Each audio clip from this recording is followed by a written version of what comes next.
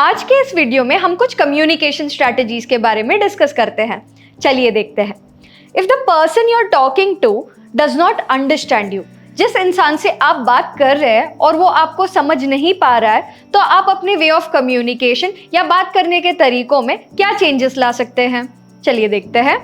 Repeat yourself, use gestures, speak slower, pronounce your words clearly and distinctly, rephrase using less complex sentences, use pictures or mood boards, use synonyms for difficult words, write down keywords or phrases, be patient and polite. अभी मैं आपको इसके बारे में elaborately समझाती हूँ।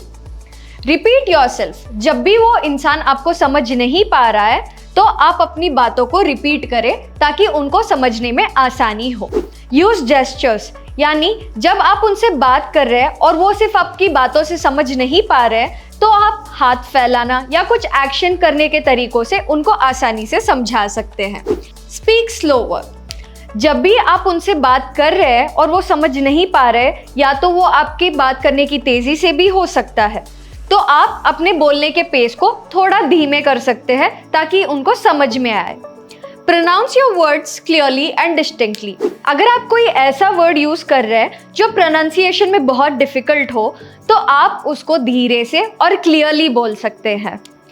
Rephrase using less complex sentences, अगर आपने बोलते समय किसी ऐसे सेंटेंस का इस्तेमाल किया है जो समझने में डिफिकल्ट हो रहा हो तो आप उस सेंटेंस को रिफ्रेज करके आसान शब्द में बता सकते हैं। यूज पिक्चर्स और मूड बोर्ड्स, जब भी आप समझाने की कोशिश कर रहे हैं और बातें और एक्शंस भी काफ़ी नहीं है तो आप पिक्चर्स का इस्तेमाल कर सकते हैं या मूड बोर्ड्स का, जिससे उनको एक इमेजिनेटिव या विजनरी आइडिया मिल सके। Use synonyms for difficult words, अगर कोई ऐसा डिफिकल्ट शब्द आपके सेंटेंस में आ गया है तो आप उसका एक आसान शब्द भी इस्तेमाल करके बता सकते हैं। राइट डाउन कीवर्ड्स और फ्रेजेस, अगर आपको उस कॉन्वर्जेशन से पहले किसी चीज़ का नोट करना है कि आपको इस कॉन्वर्जेशन में ऐसी ऐसी चीज़ें मेंशन करनी है जो इम्पॉर्टेंट पॉइंट्स हो सकता हो, तो आप उसको एक पेपर या अपने डिजिटल डिवाइसेस पे लिख के रख सकते हैं ताकि कॉन्वर्जेशन करते समय आप उसको भूलें ना। बी पोलाइट एंड पेशेंट, कई बार कॉन्वर्जेशन के समय ऐसा भी हो सकता है कि आपको उस इंसान को बार बार समझाना पड़े और कई बार ऐसा हो जाता है कि बोलने वाला इंसान पेशेंस खो बैठे। तो हमें ये याद रखना है कि जब भी हम बार बार रिपीट भी कर रहे हो तो हमको पोलाइट और पेशेंट रहना है। और अगर उसी तरह से आपको ये जानना है कि वो इंसान आपको समझ पा रहा है कि नहीं, तो आप इन फ्रेजेस का इस्तेमाल कर सकते हैं। Phrases to ask someone if they understand you. चलिए देखते हैं। Do you understand what I mean? Do you follow? Are we on the same page?